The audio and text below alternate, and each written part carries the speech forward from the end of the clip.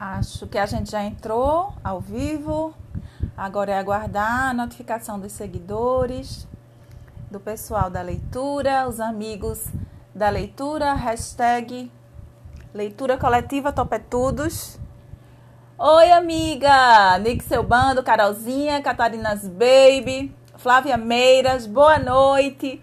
Marcos Careca. Oi, Catarina, boa noite, amigos, tudo bom? Boa noite para todo mundo que está chegando, vamos chegando aí, puxem o banquinho, a cadeira e vamos nos deliciar, né, com essa leitura. A gente já está perto do fim, né, já está chegando perto do fim. Quem puder aí, dá o okzinho, áudio e imagem, ok? Quem puder. Tâmara, seja bem-vinda, Tâmara, boa noite. Boa noite, amigas e amigos, todos muito bem-vindos para esse projeto delícia que eu estou amando fazer, que é o projeto de leitura coletiva do livro Alex e Eu, um livro incrível, que emociona, que ensina, né, que faz a gente pensar, refletir, até mudar algumas coisas que a gente pode melhorar, né, contribuir com o bem-estar das nossas aves aqui em casa. Eu tenho refletido muito sobre ele e sempre que leio, ele sempre acrescenta alguma coisa pra gente. E a gente sempre pode melhorar, né, gente? É óbvio que sim. A gente sempre pode melhorar um pouquinho a qualidade das nossas aves, nos pequenos detalhes, não precisa investir dinheiro, enfim. Muitas vezes é apenas um ajuste mesmo, ou rotina, ou alguma coisa dentro de casa que a gente pode ter os recursos até próprio dentro de casa, né, para fazer. Modificar e uma melhora significativa, às vezes uma pequena coisa, a gente pode contribuir com a melhora para as nossas aves. E esse livro desperta muito isso na gente, né? Eu acho que vocês devem estar tendo a mesma impressão que eu. E aí, gente, ok, né, Flávia Meira, ok? Então, ótimo, gente, sejam muito bem-vindos. Véspera de feriado, né? E a gente, como sempre, vai precisar correr. Cláudia Gonçalves, boa noite, Cláudia, seja muito bem-vinda. Todos bem-vindos. Entrem, puxem aí o banquinho, a cadeira, sentem-se, fiquem muito à vontade para conversar uns com os outros, como se a gente estivesse numa sala de conversa, um bate-papo casual aí. Toraci, boa noite, amiga. Boa noite, um beijo para Lore. Beijo pro Leleco, beijo pro Nick. Começar a mandar beijo aí para todas as aves. Delícia, né? Um beijão aí em vocês e nas aves de vocês. E vamos em frente. É isso. Eu gostaria de falar e enfatizar para quem está chegando agora do Papagaio, boa noite. Seja bem-vindo. Quem está chegando agora de paraquedas, esse é um projeto de leitura coletiva do livro Alex e Eu. Né, um livro clássico que todo mundo precisa ler, todo mundo que gosta de aves é importante que leia.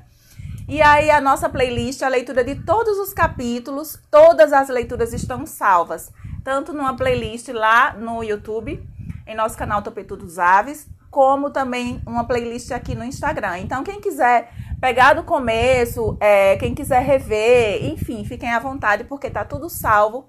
Eu tô com o maior cuidado para salvar isso, para a gente ficar com esse registro, né, com essa leitura disponível aí para a todo tempo que precisarem, que quiserem, que tiverem vontade, vocês ouvirem, né? Então, a gente hoje vai pegar o finalzinho do capítulo 7. Uma coisa antes. O debate, né, eu coloquei uma enquete ontem nos stories e aí a maioria decide, né, super democrático. A maioria decidiu que o debate não é interessante que seja feito juntamente com a leitura do último capítulo, né? Uma live logo em seguida. Possivelmente ficaria realmente cansativo. A maioria decidiu, com 55%, que o debate é interessante que fique para uma outra data. Então, eu estou pensando em fazer esse debate na quarta-feira. Aí, Carla Oliveira, Carla, parabéns, feliz aniversário, amiga. Foi ontem, mas a gente tem que comemorar todos os dias. Bill e Bela, Tainá Souza, todos muito bem-vindos. Vamos em frente. Então, O debate sobre a leitura, eu estou pensando em fazer na quarta-feira, mas aí eu confirmo com vocês. Quarta-feira seria um pouco mais tarde, seria às 8h30 da noite, porque é o horário que eu tenho chegada do trabalho e tal. Quarta-feira eu trabalho presencial, então vai ficar meio corrido. Mas vamos lá, eu não posso, já estou tomando muito tempo aqui, tenho que começar a leitura. A gente vai começar com o final do capítulo 7, né? A gente finalizou a leitura anterior na página 178. E o capítulo 7 tratou basicamente da mudança de Irene, de Tucson, né? Da cidade de Tucson, para o laboratório de mídia do MIT, um laboratório altamente tecnológico que ela foi convidada em Boston. E aí, Alex virou high-tech, né? Um laboratório de altas tecnologias, de muita pesquisa, um ambiente altamente criativo. E Alex e Irene emergiram nesse ambiente para contribuir com a pesquisa, né? E fazer a pesquisa deles, continuar com a pesquisa deles, né? De Irene, só que adaptada agora às novas tecnologias, aos recursos tecnológicos disponíveis. E aí, esse capítulo foi bem interessante. E a gente vai continuar da página 178. Então, para quem está ali com o livro, a gente vai continuar da página 178, tá, gente? Deixa eu ver se eu preciso dizer mais alguma coisa. Gente, quem quiser dar print da leitura no final, vou ver se eu me lembro. Fazer um print aí, ou então vocês fazem um print em casa. Enfim, vamos levantar uma hashtag, vocês topam? Hashtag leitura coletiva topetudos. E eu já tô com outro livro em vista, né? No dia do debate eu vou divulgar para vocês. Mas vão me dando aí sugestões de leituras relacionadas de alguma forma ao mundo das aves, tá? E aí eu vou anotando as sugestões e a gente vai, que esse projeto é um embrião maravilhoso e eu espero que ele prossiga, né? Que ler é tudo de bom. Eu adoraria ficar falando aqui um monte de coisas, mas eu não vou poder por conta do horário. Hoje a gente vai finalizar, já falei, né, o capítulo 7 e vai para o capítulo 8, que é o penúltimo capítulo, que eu acredito que também não vai dar tempo de finalizar hoje.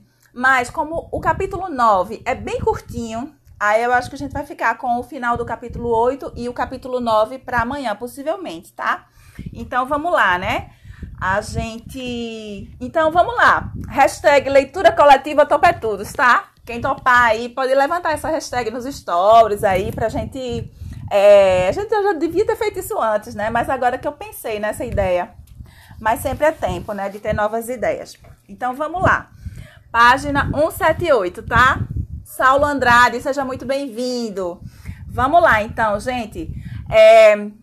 Vou começar página 178, no segundo parágrafo da página 178.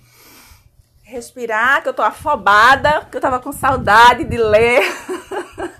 E aí eu venho cheia de afobação para ler aqui com vocês. Mas vamos lá, vou me acalmar, controlar a voz e vamos em frente. Vamos lá. Todo dia, por volta das 5 da tarde, Alex dizia: quero voltar, indicando que já era hora de se retirar para os aposentos, onde ele e Griffin passavam a noite. Griffin era o outro papagaio cinza, né? O amigo e colega dele de trabalho e de vivência. E de laboratório também, que eles moravam no laboratório. Enquanto isso, Ward se dirigia para a minha sala a fim de passar a noite. De um outro lugar também soava o quero voltar dos lábios de Ben. Segundo ele, isso fazia parte de um jogo no qual tentava ver até onde poderia chegar, utilizando o vocabulário de Alex. Não muito tempo depois, ele parou, mas vez por outra se flagrava dizendo: quero voltar. Por exemplo, no final de uma festa que tinha ido com a esposa. Esse bem é uma figura. Muitas vezes os amigos chegavam até a pensar que ele estava louco, assim como pensou certa noite o garçom de um restaurante. O garçom veio até a nossa mesa e perguntou: gostariam de saber quais são os nossos pratos especiais? Respondemos com todo prazer. Temos perca chilena ao pesto, servida com abobrinha e vagem. Minha mulher olhou-me e fizemos o dueto verde, vagem, que Alex e Griffin costumavam fazer. O garçom nos lançou um olhar que parecia dizer: esses dois são loucos ou o quê? O senhor Alex tinha um jeito de entrar na cabeça das pessoas. O evento dos patrocinadores no outono de 2000 foi agendado para algumas semanas depois da filmagem do programa na televisão. Eu não tinha planejado uma apresentação de Alex para demonstrar o que estávamos fazendo com os fonemas, as unidades sonoras que compõem as palavras, mas os patrocinadores pediram para ver. Iniciamos o projeto em Tucson e o prosseguimento no laboratório de mídia. Estávamos treinando Alex para conhecer os fonemas, mas não porque queríamos que conseguisse ler como um humano. Pelo contrário, seria para averiguar se ele entendia que as marcas são feitas de sons que podem ser combinados de diversas maneiras para formar novas marcas. Sabíamos que às vezes tagarelava quando estava sozinho e que produzia uma fileira de palavras diferentes, mas de sonorizações semelhantes como green, tin, bean, kin e assim por diante. Com isso, percebíamos que Alex realmente entendia que as palavras são feitas de subunidades que podem ser empregadas de diferentes maneiras. No entanto, como sempre, precisávamos de mais provas científicas. Fizemos uso de letras de plástico do tipo que se gruda nas geladeiras, cada qual com uma cor diferente. Ensináramos para ele a sonoridade de diferentes letras e combinações de letras. E então lhe perguntávamos qual é a cor de CH e qual som é roxo. Ele tornou-se um craque nas respostas. Não tínhamos muito tempo para fazer a demonstração e os patrocinadores estavam muito interessados em assistir ao desempenho dele. Mostrei uma bandeja com letras. Alex, qual o som do azul? Perguntei. Ele respondeu. Era um Messi. Então eu disse, muito bem, passarinho. Ele replicou, quero nós.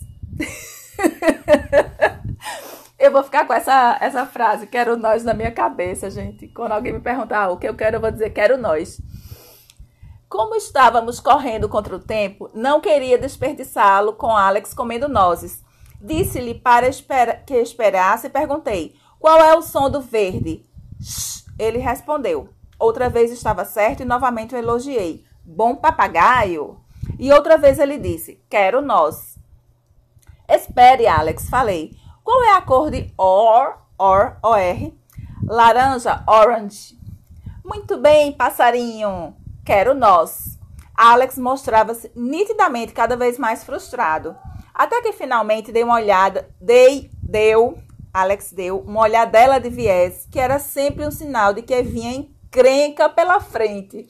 Olhou-me nos olhos e disse bem devagar, quero nós. Nós. Fiquei boquiaberta. Era como se ele estivesse dizendo, oi, estúpida, será que tenho de soletrar para você? Alex desenhando para a humana, minha gente. Fantástico, né? Quero nós. Hashtag quero nós. Amei. É bem isso mesmo, Carolzinha. O mais importante, no entanto, é que tinha avançado o que estávamos treinando, ou seja, fonemas individuais. E enunciar as partes de uma palavra inteira. Talvez estivesse mesmo nos dizendo, sei onde vocês querem chegar com esse trabalho. Vamos logo com isso. Vamos formar palavras inteiras. Foi um momento surpreendente que me fez pensar no quanto Alex estava além das nossas expectativas, né? A gente subestima, né, gente? Subestima mesmo. Passados alguns meses, o futuro pareceu ainda mais promissor quando apareceu a possibilidade da minha permanência no laboratório após os 2 anos combinados. Segundo o comentário geral, era provável que eu fosse efetivada ou que tivesse um longo contrato como cientista pesquisadora. Que maravilha, né, gente? Nada mais justo. Foi uma época tensa para mim, porque eu tinha de saber com certeza antes do início do outono de 2001, ocasião em que terminaria o meu ano sabático e teria que retornar para Tucson. Em agosto, desculpa. Em agosto, eu já tinha 2 caminhões de mudança reservados. Um em Boston, caso precisasse voltar para Tucson, e outro em Tucson, caso permanecesse em Boston e tivesse de pegar minhas coisas na outra cidade. que ela ainda ficou meio, né, com um pé lá, outro cá. Até que no último minuto recebi a proposta de um contrato de 5 anos renovável, com todo o apoio financeiro necessário ao meu trabalho. Nossa, é o sonho de todo pesquisador, né, gente? Na verdade, trocaria um emprego fixo por outro temporário, mas não podia estar mais feliz. Escrevi para Tucson e comuniquei que não regressaria. O meu futuro não poderia ser mais promissor. Teria condições de seguir com as explorações cognitivas que perseguiria por tantos anos e poderia continuar com as aplicações tecnológicas. Não teria mais que me preocupar com financiamento para pesquisa. E ainda por cima, Alex e eu estaríamos juntos. 3 meses mais tarde, em meados de dezembro de 2001, circularam informações de que eu seria uma das 30 pessoas que perderiam o emprego no laboratório. Nossa Senhora! Jornal do Passarinho entrou, que delícia! Adoro o Jornal do Passarinho. Adoro a irreverência e o bom humor. Seja muito bem-vinda. Que delícia! Então, gente, nuvens carregadas rondavam a saúde financeira do laboratório de mídia. Os índices da Nasdaq, que tinham atingido o topo no ano anterior, começavam a despencar no catastrófico declínio que marcou o término da euforia com a internet. Em seguida, aconteceu o 11 de setembro, exacerbando ainda mais a desgraça econômica. Os patrocinadores do laboratório já não podiam manter os seus preciosos níveis de apoio. Quando cheguei, 2 anos antes, o laboratório estava no ápice de uma exuberância tecnológica e financeira. Imaginei, então, um futuro ilimitado para minhas pesquisas. E agora me via desempregada e sem lugar para continuar o meu trabalho com Alex e seus companheiros. Mesmo antes do anúncio de dezembro, já tinham surgido problemas quanto a um lugar onde abrigá-los. No dia 1º de setembro, transferi Alex e Griffin para a casa de Margot Cantor, em Newton, um bairro residencial de Boston. O filho dela tinha sido um dos treinadores de Alex no MIT e gentilmente concordou em tomar conta dos pássaros até que conseguíssemos outras acomodações. O Art, por sua vez, foi morar em Nova York com Maddie Wright, uma amiga minha. Eram estadias temporárias de algumas semanas até que arranjássemos novos alojamentos, mas eu não fazia a menor ideia de onde ia encontrar um lugar para abrigá-los em definitivo, nem de quando faria isso, e muito menos de como poderíamos sustentar nossa pesquisa, ou de como eu poderia me sustentar. Ai, gente, que coisa triste, né? A gente fica ao bel sabor da economia, né? Principalmente essa parte científica, né, de pesquisa. Vamos lá, vamos começar agora o capítulo 8, tá, gente? Na página 185, o título é O Novo Horizonte. Alex estava em frangalhos e bastante irritado. Margot Cantor e seu marido, Charlie, não podiam ser mais gentis no que eram ao abrigar Alex e Griffin na casa deles em Newton. Alex gostava realmente de Charlie e Griffin era muito afeiçoado a Margot. Acontece que Margot e Charlie passavam o dia inteiro fora de casa e deixavam Alex e Griffin presos em gaiolas. Justamente a situação que eu vivia dizendo que os donos de papagaios deviam evitar. Por outro lado, os meus dias eram consumidos no MIT, com trabalhos em manuscritos e solicitações de emprego, tentando encontrar um espaço para servir de laboratório e abrigar os pássaros de maneira adequada. Todo fim de tarde, dirigia 12 quilômetros de Cambridge até Newton. Tentava animar os pássaros, mas o fato é que o meu humor estava muito pesado. E é incrível, né, gente, como as aves sentem. Aqui, quando eu não tô legal, quando eu tô irritada, as aves sentem e demonstram isso. O caju fica logo gritando. É impressionante. Geralmente, Alex empinava o bico para o ar e virava as costas, punindo-me por tê-lo abandonado. Às vezes, se recusava a sair da gaiola, o que nunca foi uma de suas características. Ficava com ele e Griffin até a chegada de Margot por volta das 6 horas. Depois, voltava ao laboratório para trabalhar por mais algumas horas. Tanto Alex quanto Griffin ficaram muito abatidos durante aquele período. À medida que o tempo previsto de algumas semanas de estadia se estendia para 5 meses, os dois deixavam transparecer o estresse pelo qual passavam arrancando as penas. Ai, gente, que dó. Antes mesmo da iminência da minha saída do laboratório, eu já estava em busca de um outro espaço. A sala que as aves dividiam com Ben e Spencer tinha sido requisitada para outros projetos. Foi uma sorte Bob Sekuler, amigo e brilhante físico da Northwestern, que agora estava na Brandeis, ter oferecido um espaço na Universidade Brandeis. Era relativamente perto. Consegui uma sala no alojamento de animais do Departamento de Psicologia. O lugar só precisava de uma boa demão de tinta e seria meu enquanto pudesse pagar o aluguel. Com o tempo, já estava com um chefe de laboratório e um grupo de alunos ao meu lado e a conta anual da Brandeis subiu para $100.000. Eu ocupava uma posição adjunta e não remunerada na Brandeis, de modo que não dispunha de financiamento para pesquisa. Como consequência, quem tinha que pagar as contas era a Alex Foundation. Levantar fundos tornou-se uma pressão constante em mim, mas pelo menos havia um lugar para continuar o meu trabalho. Alex e Griffin mudaram-se para Brandeis em meados de janeiro de 2002.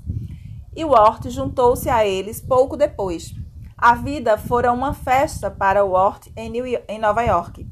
Minha amiga Mad trabalhava em casa a maior parte do tempo, de modo que ela e 2 jovens fêmeas cinzentas lhe faziam companhia.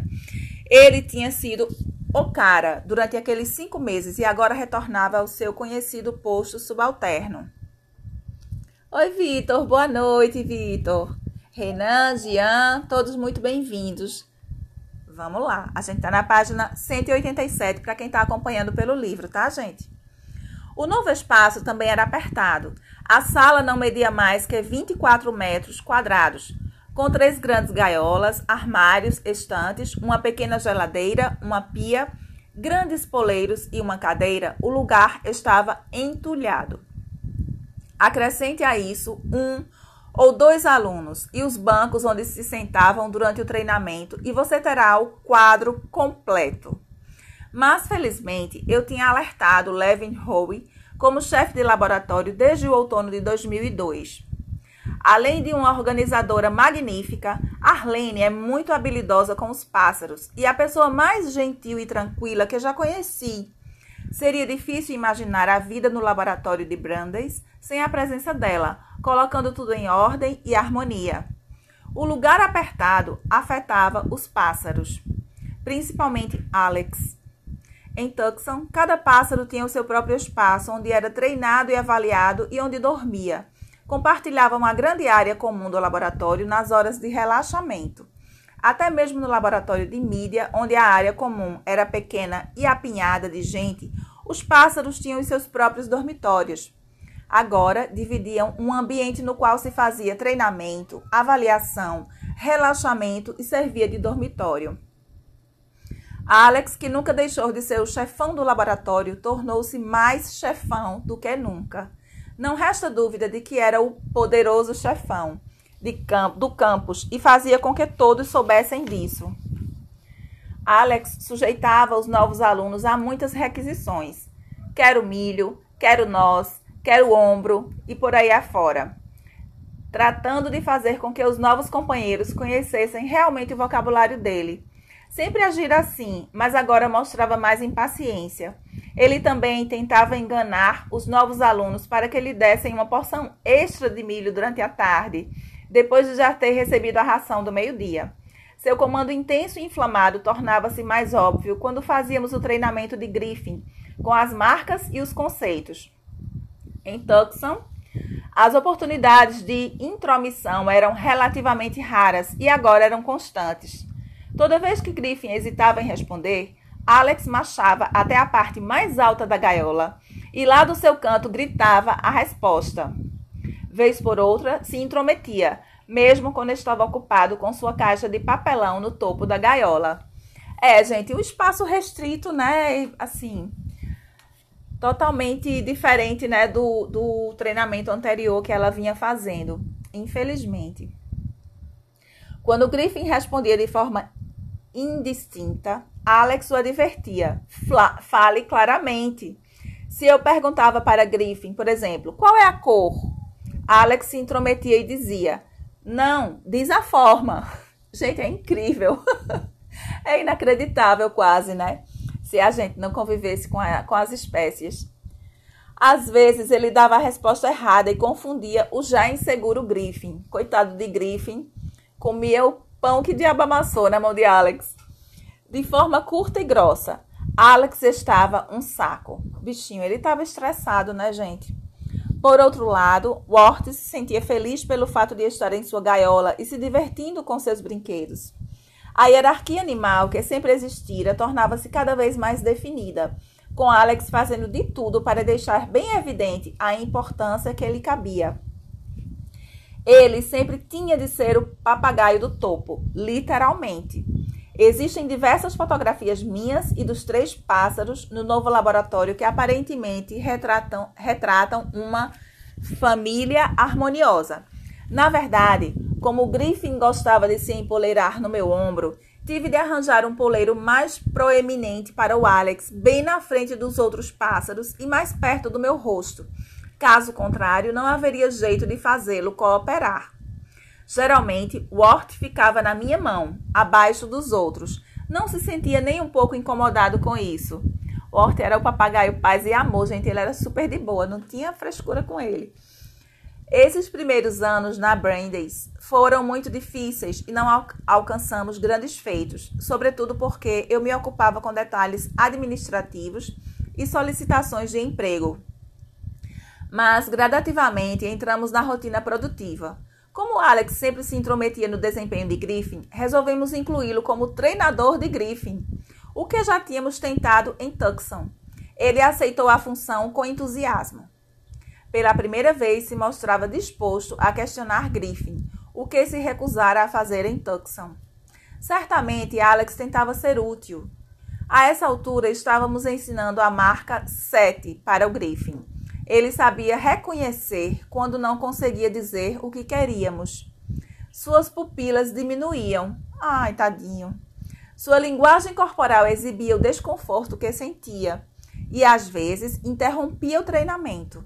Alex via a dificuldade de Griffin e dizia seguidas vezes, por exemplo, né, a letra S, na tentativa de ensinar. Era uma cena muito afetuosa. Nossa expectativa era de que Griffin aprendesse mais rápido, tendo um outro cinzento como treinador. Afinal, na natureza, os cinzentos aprendem suas vocalizações com os outros. Griffin ganhava mais rapidez em suas primeiras tentativas quando trabalhava com Alex, mas depois encontrava mais dificuldade no polimento da pronúncia. Às vezes, a cena era tão encantadora que a nós só restava nos pormos de lado para observar os 2 papagaios. Alex dizia, qual é a cor? E Griffin respondia, azul. Ou a resposta que fosse correta. Eventualmente, Griffin falava exatamente como Alex. Mesmo tom, mesma inflexão, tudo igual. E isso era ainda mais encantador. Retomamos o programa de trabalho com uma revisão das tarefas anteriormente aprendidas. Cores, formas, comparações, maior/menor e assim por diante. Mas depois embarcamos em algo que se tornou uma série memorável de estudos com Alex, associados aos domínios dos algarismos e dos conceitos matemáticos, alguns dos quais iniciáramos e deixáramos de lado em Tucson. Ele estava a ponto de dar um novo significado para a fala de Woody Allen no filme Annie Hall. Tinha de ser inteligente e foi então para Brandeis. Quando iniciamos no outono de 2003, as novas séries de algarismos, Alex já conhecia a numeração de 1 a 6. Não os aprendera em ordem crescente. Primeiro aprendeu o número 3 e o 4 como madeira de 3 cantos para uma peça trilateral de madeira e papel de 4 cantos para uma peça quadrilateral de papel. Mais tarde, aprendeu os números 2, 5, 6 e, por último, o 1. Agora queríamos saber se ele tinha realmente compreendido as marcas numéricas que empregava. Se você segurar 4 objetos e os apresentar para uma criança com menos de 3 anos de idade e perguntar quantos são, ela responderá corretamente 4. Se pedir a essa mesma criança que pegue 4 bolinhas de gude de um prato e lhe dê, ela pegará um punhado e lhe entregará. Tal como acontece com as palavras, a vocalização dos números não implica necessariamente compreensão. O teste de Alex era inteiramente direto. Eu lhe mostrava uma bandeja onde havia, por exemplo, 2 chaves verdes, 4 chaves azuis e 6 chaves vermelhas. E depois perguntava, que cor é 4? Nesse caso, a resposta correta seria azul. Ao longo de vários dias, Alex respondeu corretamente em 8 testes. Fiquei impressionada. Que pássaro inteligente! De repente, ele se recusou a continuar com os testes durante 2 semanas.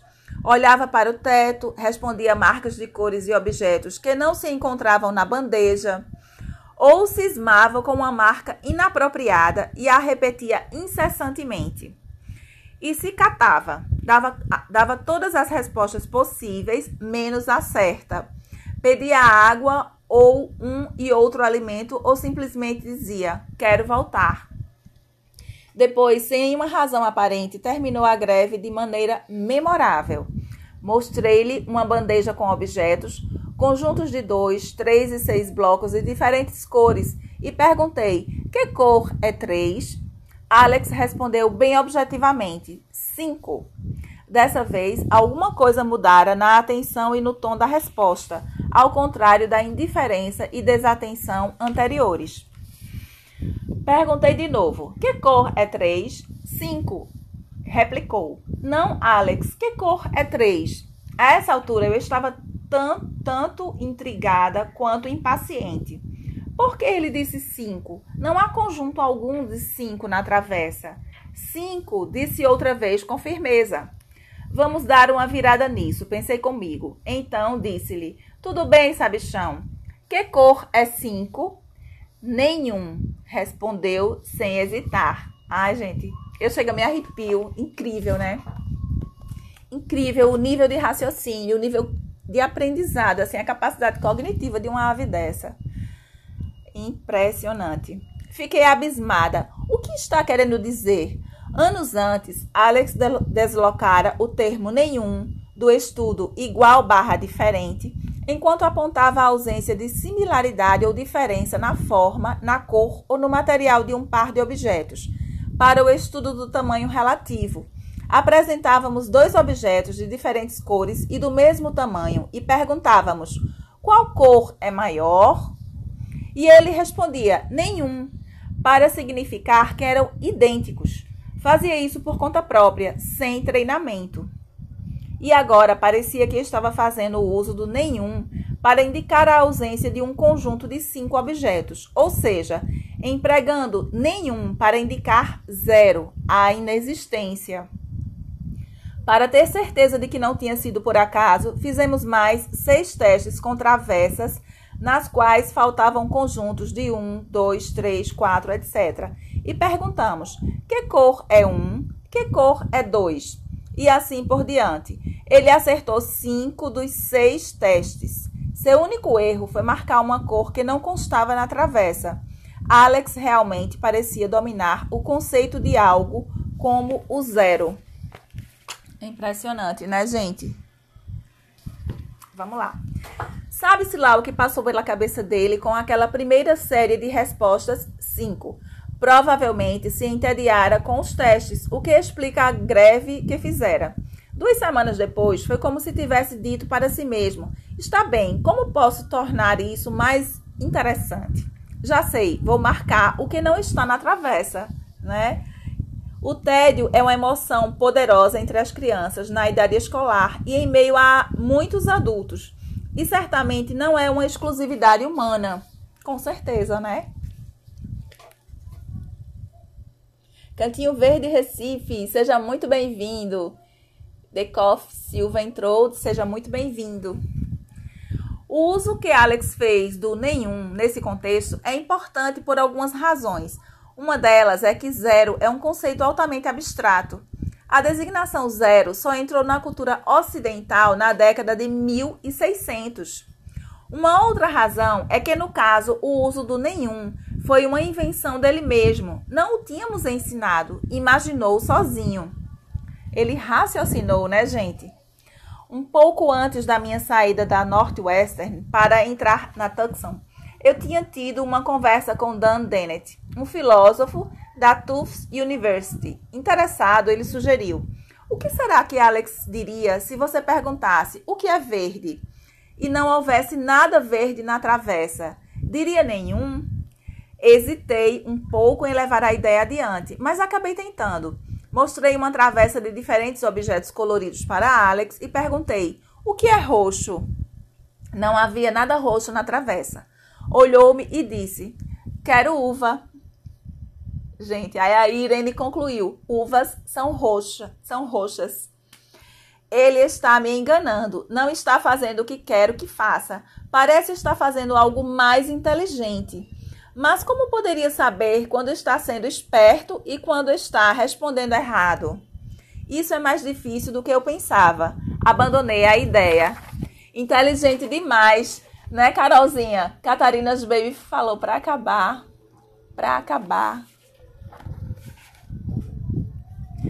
No final das contas, era Alex que pensava por conta própria. Aquele papagaio com um tiquinho de cérebro parecia ter desenvolvido um conceito que iludira o grande matemático grego Euclides de Alexandria. O uso do nenhum por Alex era tão surpreendente quanto o salto que dera a unir os fonemas separados de N, O e Z para compor uma palavra inteira, provavelmente até mais. O que faria a seguir? Em junho de 2004, mês em que completamos o trabalho de compreensão dos algarismos, iniciamos o estudo da adição. Não o tinha planejado. Surgiu do hábito de Alex se intrometer nas sessões de Griffin. Estávamos ensinando o algarismo 2 para Griffin e o fiz ouvir 2 cliques gerados pelo computador, perguntando em seguida: quantos? Griffin não respondeu. Esgueirou-se e pareceu incomodado. Emiti mais 2 cliques. Quantos, Griffin? Nenhuma resposta. Então, do alto de sua gaiola, Alex respondeu: 4. Gente, eu tô muito passada. Não atrapalhe, Alex, retruquei. Estou perguntando para o Griffin. Achei que aquela resposta saíra por acaso. Afinal, eu tinha clicado 2 vezes. 2 cliques mais. Nenhuma resposta de Griffin, que se mostrou ainda mais ansioso. 6, disse Alex. 6? Será que ele somou todos os cliques e chegou ao 6? Alguns anos antes, a psicóloga Sally Boysen tinha investigado as habilidades de contagem e adição pelos chimpanzés, mas utilizando objetos concretos, não sons. Decidi fazer a mesma coisa com Alex. Coincidentemente, acabaram de receber do Radcliffe Institute uma bolsa de estudos de 1 ano na Harvard e teria início no outono. Com essa bolsa, eu seria colaboradora de alguns colegas da Harvard que estudavam conceitos de algarismos entre as crianças. Testamos as habilidades matemáticas de Alex, apresentando-lhe uma bandeja na qual havia 2 xícaras de plástico emborcadas. Debaixo de uma delas, por exemplo, podia ter 2 nozes e debaixo da outra 3 nozes. Erguíamos a primeira xícara e dizíamos: olhe, Alex, e depois recolocávamos a xícara no lugar. Fazíamos a mesma coisa com a outra xícara. Em seguida perguntávamos: quantas nozes ao todo? A exatidão de Alex na série de testes, que se estendeu por 6 meses, ficou acima de 85%. Ele é super inteligente. Isso que eu quis dizer, para se acabar. Isso, Catarinas, baby, exatamente. Ele é muito inteligente. Surpreende, né? Ele surpreendia até a própria cientista dele, né? Assim, a tutora cientista, né? Muito inteligente. Eu fico me arrepiando aqui, eu fico lendo e me arrepiando aqui com essas coisas, porque assim, eu fico fascinada. São muito inteligentes, eles raciocinam. Se a gente observar as aves que a gente tem em casa, se a gente tiver uma convivência muito próxima delas, a gente vai se surpreendendo também, sabe? Eles vão começando a dominar todo o contexto do ambiente, as nossas reações. É impressionante, gente. Eles são incríveis, são incríveis. Vamos lá. Ele era realmente capaz de somar. Tal desempenho o colocou no mesmo patamar das crianças pequenas e dos chimpanzés. E o que aconteceria se não houvesse nada debaixo de ambas as xícaras e perguntássemos: quanto ao todo? Será que Alex diria nenhum? Tentamos isso 8 vezes. Nas primeiras 4 vezes não disse nada. Limitou-se a me olhar como se estivesse pensando: ei, você não esqueceu de alguma coisa? Ele não disse 2, como poderia ter dito caso tivesse confundido o número de xícaras com o que realmente queríamos. Nas 3 tentativas seguintes, ele disse 1. Na última tentativa, não disse nada. Curiosamente, em testes similares, os chimpanzés cometeram o mesmo erro, entre aspas, ao responder 1. Desculpa, gente. O desempenho de Alex indicava que o conceito que tinha de 0 não era tão sofisticado quanto o dos humanos. Para ele, nenhum não era o início de uma fileira de números que se seguia até o 6. E quando respondeu 1, era como se soubesse como ocorreu entre os macacos, que teria de chegar ao número mais baixo possível na fileira de números. Mais tarde, começamos a treiná-lo em madeira de nenhum canto, para um círculo, e ele aprendeu. Mas, por melhor que fosse, não era tão bom. Situava-se em um ponto entre Euclides e o século XVII. Mesmo assim, era muito bom quando se tratava de algo chamado equivalência. Novamente, aprendeu sozinho, sem nenhum treinamento. Alex sabia vocalizar marcas para os algarismos arábicos até 6. Iniciáramos esse trabalho no final da década de 1990 em Tucson, mas só o retomamos em novembro de 2004. Bastante tempo, né, gente? Era também capaz de marcar a quantidade para coleções de objetos, fossem caminhõezinhos de brinquedo, chaves ou cubos de madeira, e isso novamente até 6. Mas até então não tínhamos emparelhado algarismos arábicos com conjuntos de objetos. A questão era a seguinte: ele compreende que a grafia do algarismo 6 representa um conjunto de 6? Isso é significado pela equivalência. Nós também não estávamos seguros se Alex sabia que o algarismo 6 é maior que o algarismo 5 e que o 5 é maior que o algarismo 4 e assim por diante. Ele não tinha aprendido os algarismos em sequência, como as crianças aprendem. Aprender os algarismos na ordem própria implica aumentar a quantidade. Será que conseguiria superar tal desvantagem? Agora, experimentando um outro tipo de teste, colocaríamos um algarismo 5, verde e de plástico, próximo a 3 blocos azuis de madeira e perguntaríamos: qual cor é maior? Materialmente, a coleção de blocos azuis era maior que o algarismo arábico. Se Alex fosse guiado apenas pelo tamanho concreto, diria azul, mas não disse. Disse verde. Com um alto grau de exatidão, ele avaliou repetidamente a pergunta de acordo com o algarismo. Em uma outra série de tentativas, nós lhe mostramos 2 algarismos arábicos de diferentes valores e cores. Perguntamos novamente: qual cor é maior? E outra vez ele respondeu certo. Não o treináramos para isso. Ele mesmo chegou à conclusão de que o algarismo 6 representa um conjunto de 6 coisas, o algarismo 5 de 5 coisas e assim sucessivamente. E sabia que 6 é maior que 5 e também maior que os algarismos menores da fileira. Os chimpanzés não conseguem fazer isso sem um extenso treinamento. Tais habilidades de numeração eram realmente sofisticadas porque presume-se que sejam exclusivas do cérebro humano e supostamente possibilitadas pela linguagem humana. Mais uma vez, Alex fazia o que se supunha não ser capaz de fazer. Mike Tomazello é um brilhante primatólogo no Instituto Max Planck de Antropologia Evolucionária em Leipzig, na Alemanha. além de ser um bom amigo. Sua especialidade é a origem evolucionária de certas funções altamente cognitivas nos humanos, incluindo a linguagem. Geralmente sorrimos pela maneira com que costuma terminar as palestras em alguns encontros científicos. Como a maioria de seus colegas, Mike acredita que todas as evidências científicas apontam para o fato de que essas altas funções humanas são exclusivas do cérebro do primata e frisa isso no final das palestras. Mas depois ele sempre ergue as mãos para o alto e diz com um misto de humor e frustração: exceto aquele pássaro danado, o Alex. A mídia se deleitava com as histórias sobre o nenhum e a equivalência, particularmente o conceito de zero. Isso, comparado com a última invenção dos europeus de uma marca para o zero, o tornava tolo. Achei então que o reconhecimento de equivalência por parte de Alex merecia mais atenção, já que esse reconhecimento demonstrava um grau de abstração e processamento cognitivo que nunca imaginara possível. Estava cada vez mais claro para mim que juntos teríamos um futuro de realizações incríveis que tornariam as décadas anteriores de Alex prosaicas.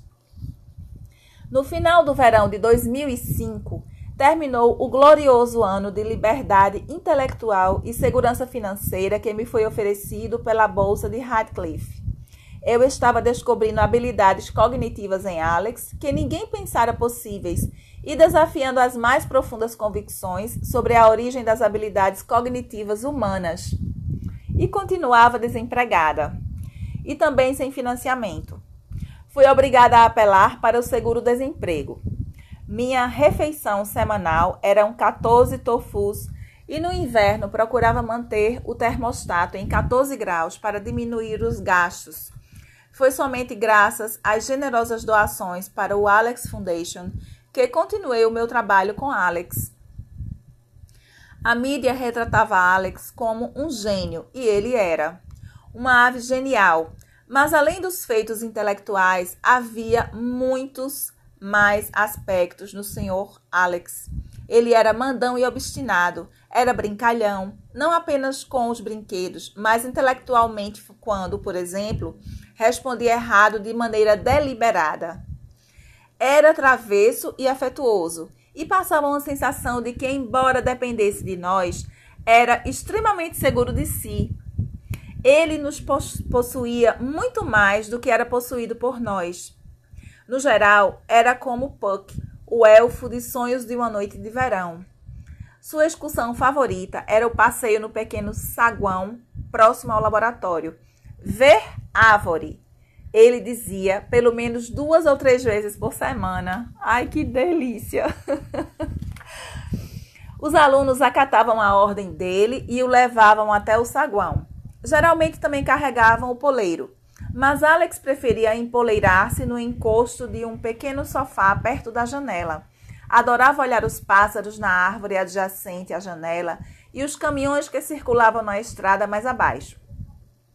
Os alunos que transitavam pela escada por baixo da janela não percebiam a atenção extasiada de Alex a esse vai e vem e os assovios empolgados que lhes eram lançados. Ele gostava de assoviar fio-fios para os rapazes que atravessavam o saguão, deixando as moças que cuidavam dele muito embaraçadas. Alex era o cara, era Carolzinha. Alex era o cara. Nossa, a gente se apaixona, né, por esse papagaio. Imagina se cada um de nós fôssemos contar a história das nossas aves, né? Contar o que elas faziam, o temperamento. Nossa, incrível, incrível. Cada um ia descobrir, né, também um universo assim, de coisas afetivas, de coisas interessantes, divertidas. Vamos lá. Contudo, sua atividade favorita no saguão era dançar California Dream, acompanhado pelos alunos que se rendiam contagiados. Essa tradição começou poucos anos antes, quando alguém colocou a versão de Mamas and Papas para tocar no laboratório. E Alex começou a balançar vigorosamente a cabeça junto com a música. Eles são incríveis, bom gosto, exatamente, Catarinas Baby. Excelente bom gosto. Depois disso, passou a dançar com a versão dos estudantes, sobretudo depois que Arlene ensinou a letra para cada um deles. É claro que tínhamos horários no laboratório, hora de refeição e hora de trabalho, mas Alex tinha suas próprias atividades diárias. Depois de fazer a refeição com cereais cozidos, geralmente se recolhia no topo da gaiola ou dentro de uma caixa de papelão. Com os olhos semiabertos, iniciava um monólogo de palavras e frases. Bom menino, vá jantar, seja bonzinho.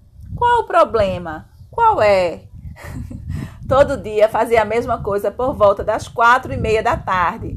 Quero cadeira. Qual cor? Chuveiro. Arlene chamava esses monólogos de crônicas de Alex. Suas ruminações dos eventos do dia. Às vezes praticava uma marca nova e com isso podíamos ter, por exemplo, uma pista do quão próximo estava do 7, já que dizia depois nenhum e depois 7. Durante a maior parte do dia, os pássaros tinham por companhia 2 alunos e Arlene. E às vezes também visitava visitas de gente famosa. Uma dessas visitas foi de Margaret Atwood, a romancista. Nossa, gente, fantástico! Alguns anos antes, um exemplar do seu livro, Oryx and Crake, chegou à minha escrivaninha sem nenhuma explicação. Trata-se de uma ficção de Atwood a respeito dos últimos dias da humanidade. Eu me dei conta da razão pela qual recebera o romance dela quando li uma passagem na qual Jimmy, um menino, assiste a um vídeo antigo no qual um papagaio cinzento consegue identificar cores, formas e números e utiliza o termo rolha-noz para amêndoas. É claro que era Alex. Nos nossos dias na Purdue, Alex tinha dito rolha quando lhe mostrei uma amêndoa pela primeira vez. Era razoável porque a casca da amêndoa lembra uma rolha. E a partir daí começamos a usar rolha-noz para as amêndoas e Alex aprendeu. Pouco depois de ter recebido o romance de Atwood, fui informada de que ela receberia uma medalha de ouro na premiação anual do Radcliffe Institute. Achei que talvez quisesse conhecer o verdadeiro Alex. Fiz contato com o agente dela e sugeri uma visita. Encontramos-nos no instituto e levei-a de carro até Brandeis. Estava elegantemente vestida e era amistosa, porém reservada. Contudo, sabe-se lá porque Alex decidiu não cooperar. Tentei fazê-lo falar outra vez rolha-noz. Durante uns 20 minutos, nada. Quando finalmente resolveu dizer qualquer coisa, disse: amêndoa, amêndoa. Esse Alex era muito sacana, gente. Frustrada e a me desculpar, voltei-me para Griffin, que adora amêndoas. Claro que vai falar rolha-noz, pensei comigo. Ele sempre faz isso com tanto entusiasmo. Tudo o que disse foi amêndoa, amêndoa. Algum tempo depois, o motorista de Atwood chegou e ela se despediu, agradecendo polidamente pela recepção. Mal atravessaram a porta quando Alex e Griffin desandaram a falar. Rolha-noz, rolha-noz. Ai, meu Deus, eu me divirto, gente. Tinha minha própria história, rolha-noz. Certa vez eu fui até a Trader Joe's e perguntei ao vendedor onde estavam as rolhas-nozes. O rapaz olhou-me como se eu fosse louca. Levou algum tempo para me dar conta do que estava vendo.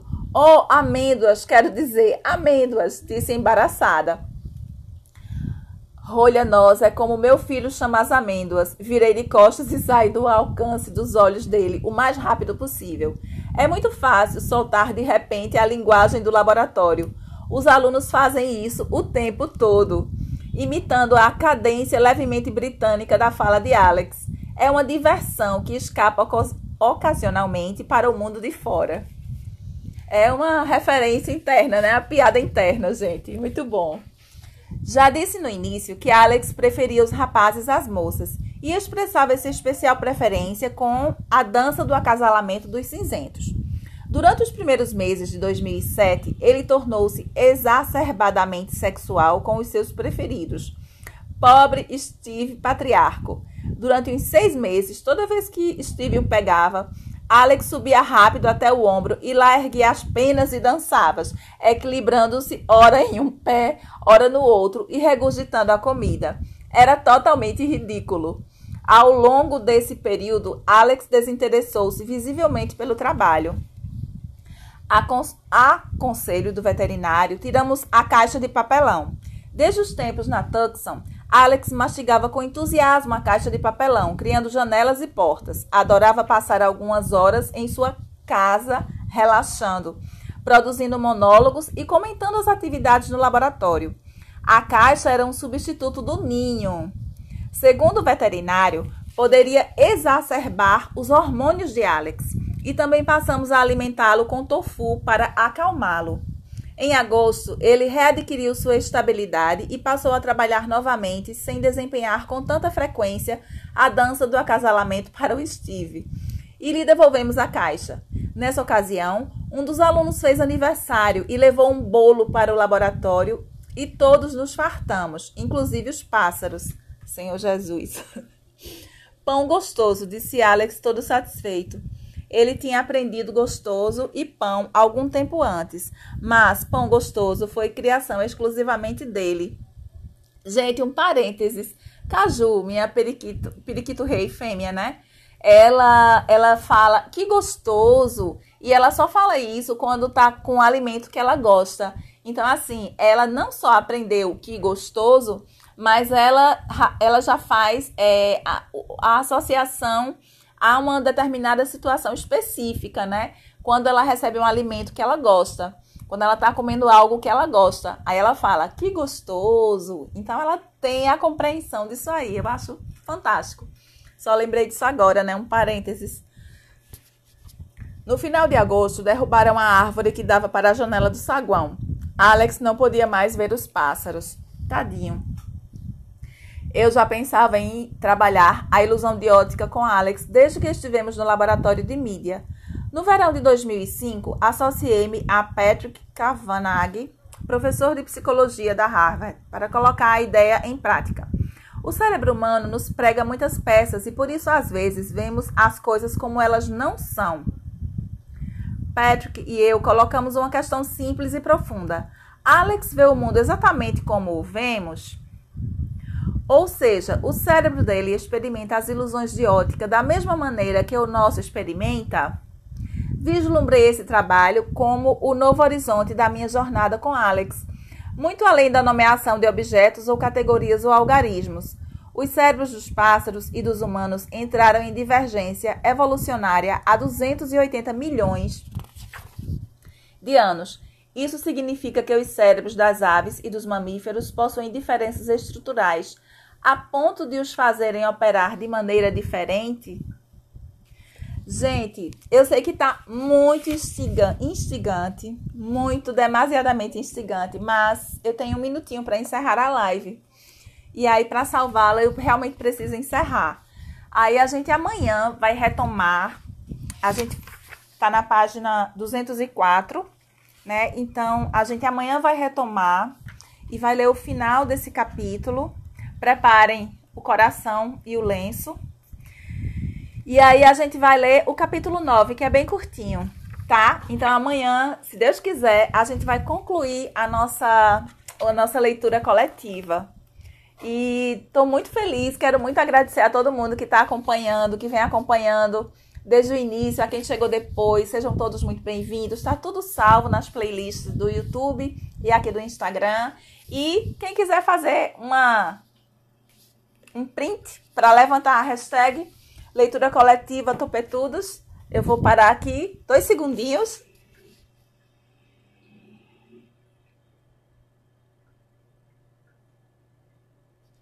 Pronto, gente. Vou encerrar a live. Quero agradecer a todo mundo que está por aqui. Muito legal esse capítulo. E amanhã a gente se encontra, tá? Preparem o coração, que amanhã é emoção, tá, gente? Beijo grande e até amanhã. Boa noite.